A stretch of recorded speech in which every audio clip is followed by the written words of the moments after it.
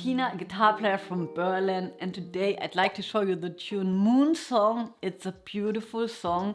You can find it on the record Beyond the Missouri Sky. It has been written by Johnny Mandel and it's arranged by Metheny. And today I'm going to show you the chords that you can use to play an accompaniment with some strumming patterns and one picking pattern. Also going to show you the melody. But last but not least, I really want to dive deep into Metheny's solo and have a look at his phrases, trying to understand what he's doing, how we can have a different view on our own scales that we're using all the time.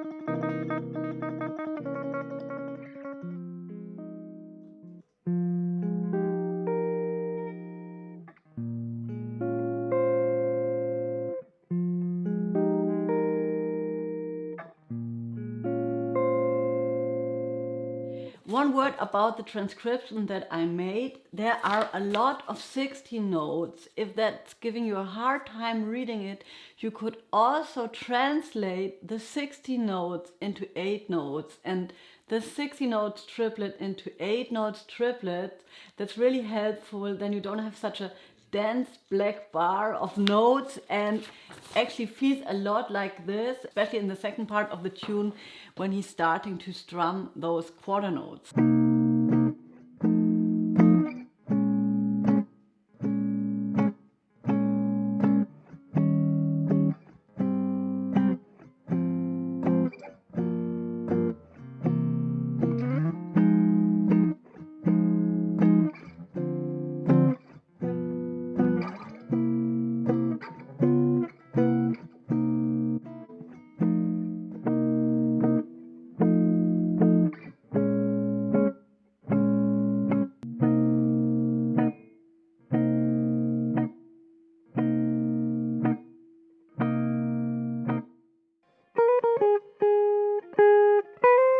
So this tune is in F minor and he's playing those two chords, the F minor 7 and the B flat minor 7. So we can think about those two chords as the 1 and the 4, very much like in F minor blues, right?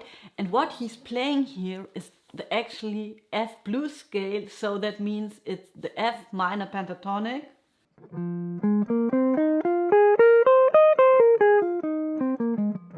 With a blue note, right?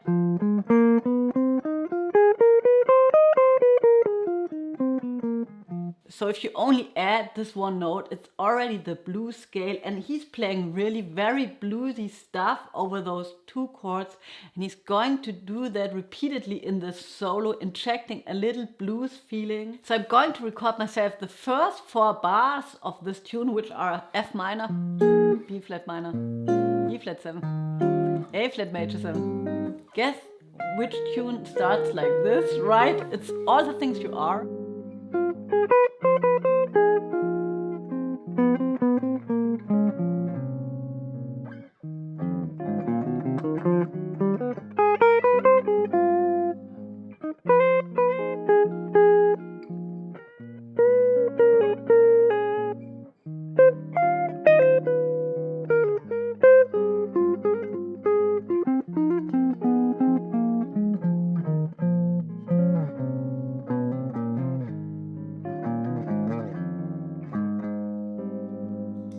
So that works pretty well. Let's have a look at the next 4 bars.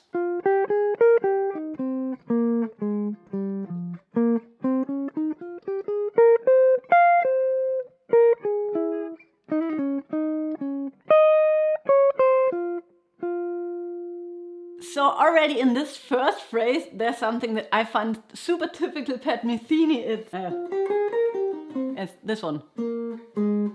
And so he's like playing a repeated note between his line, right? Like, and that's such a great thing to do. He very often does do that, and very often you can't hear this note. So one note stays the same and the other one changes. And you can do that for yourself. Take any scale, let's say B flat Dorian.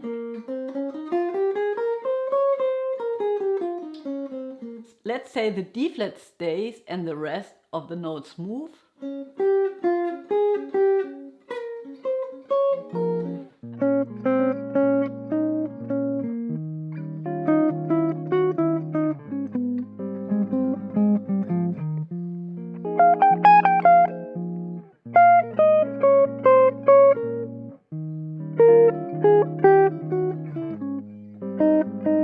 Another thing that I realized while transcribing this solo, that he very often plays a line that ends on the B string and then sort of skips to the E string, like. So now he skips and then he goes back to the note where he left off. So as an idea, we could just like play a scale or a line ending on the B string and then skip a fourth up to the E string and get back. Let's try to do that.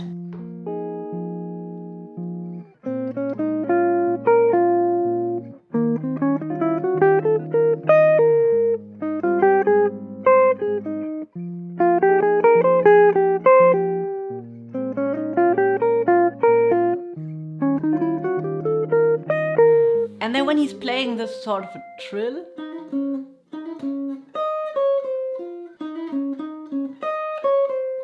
so when I played this line, I visualized a C7, right?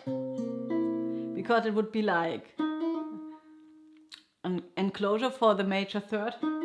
And then sharp 9, flat 9. But it's not a C7 in that place, it's an E flat 7. And that got me thinking that you can use this sort of shape or this accumulation of notes for any chord that you can play in the whole note half note scale, right? Because you know it's symmetrical and you can shift everything in minor thirds. So if you have the C7, you can use the E flat 7 and the G flat 7 and the A7. And just for fun, I'm going to record a C7 and play that same line.